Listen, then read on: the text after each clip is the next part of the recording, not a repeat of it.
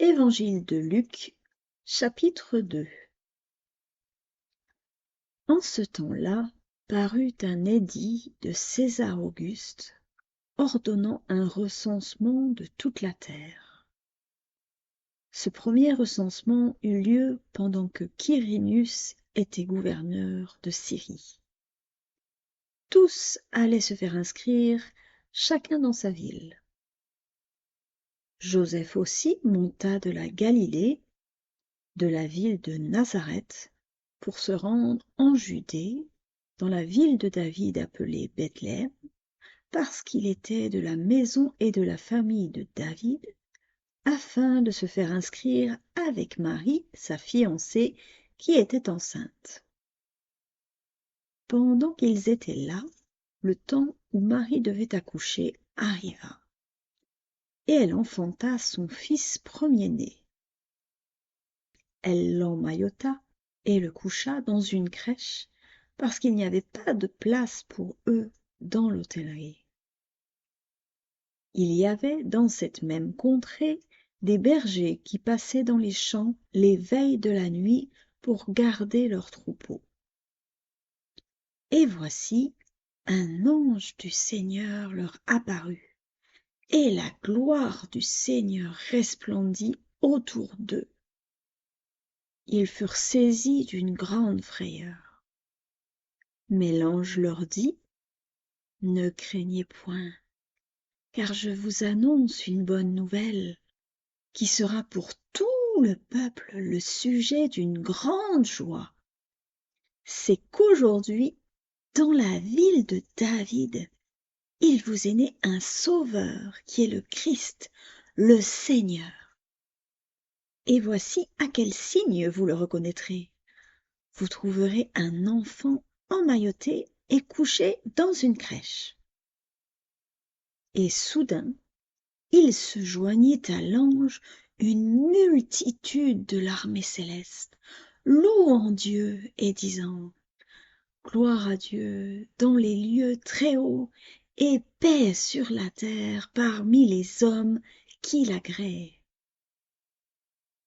Lorsque les anges les eurent quittés pour retourner au ciel, les bergers se dirent les uns aux autres: « Allons jusqu'à Bethléem et voyons ce qui est arrivé, ce que le Seigneur nous a fait connaître. » Ils y allèrent en hâte, et ils trouvèrent Marie et Joseph et le petit enfant couché dans la crèche.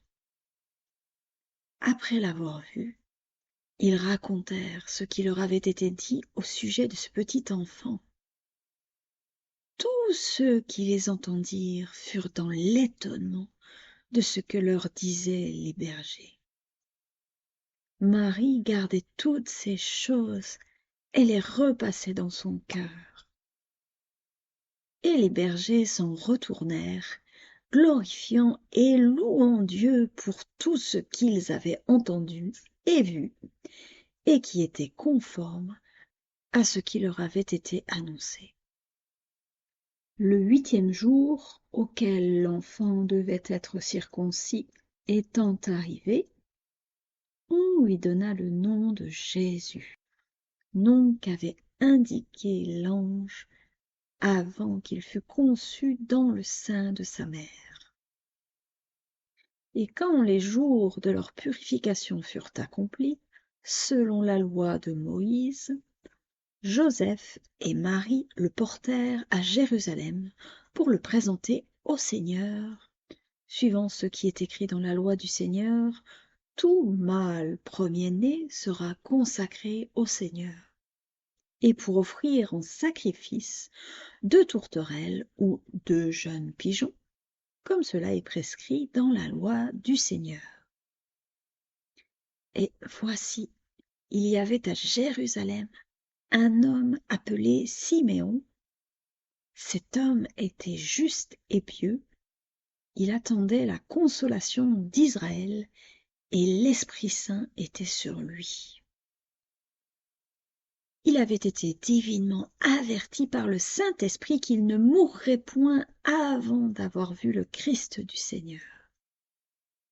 Il vint au temple poussés par l'Esprit, et comme les parents apportaient le petit enfant Jésus pour accomplir à son égard ce qu'ordonnait la loi, il le reçut dans ses bras, bénit Dieu et dit: Maintenant, Seigneur, tu laisses ton serviteur s'en aller en paix selon ta parole, car mes yeux ont vu ton salut, salut que tu as préparé devant tous les peuples, lumière pour éclairer les nations et gloire d'Israël ton peuple. Son père et sa mère étaient dans l'admiration des choses qu'on disait de lui. Siméon les bénit et dit à Marie sa mère: Voici, cet enfant est destiné à amener la chute et le relèvement de plusieurs en Israël, et à devenir un signe qui provoquera la contradiction. Et à toi-même, une épée te transpercera l'âme, afin que les pensées de beaucoup de cœurs soient dévoilées. Il y avait aussi une prophétesse, Anne, fille de Phanuel de la tribu d'Aser. Elle était fort avancée en âge, et elle avait vécu 7 ans avec son mari depuis sa virginité. Restée veuve et âgée de 84 ans, elle ne quittait pas le temple, et elle servait Dieu nuit et jour dans le jeûne et dans la prière. Étant survenue, elle aussi, à cette même heure, elle louait Dieu, et elle parlait de Jésus à tous ceux qui attendaient la délivrance de Jérusalem. Lorsqu'ils eurent accompli tout ce qu'ordonnait la loi du Seigneur, Joseph et Marie retournèrent en Galilée, à Nazareth, leur ville. Or, l'enfant croissait et se fortifiait. Il était rempli de sagesse, et la grâce de Dieu était sur lui. Les parents de Jésus allaient chaque année à Jérusalem à la fête de Pâques.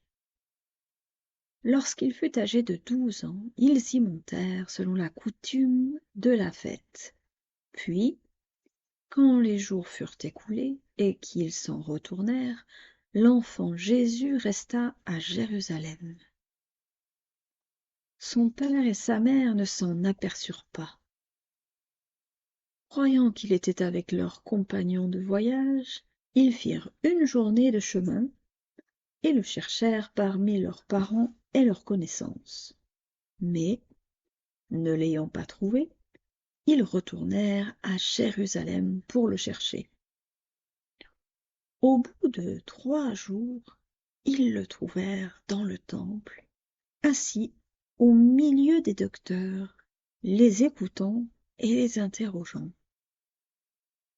Tous ceux qui l'entendaient étaient frappés de son intelligence et de ses réponses.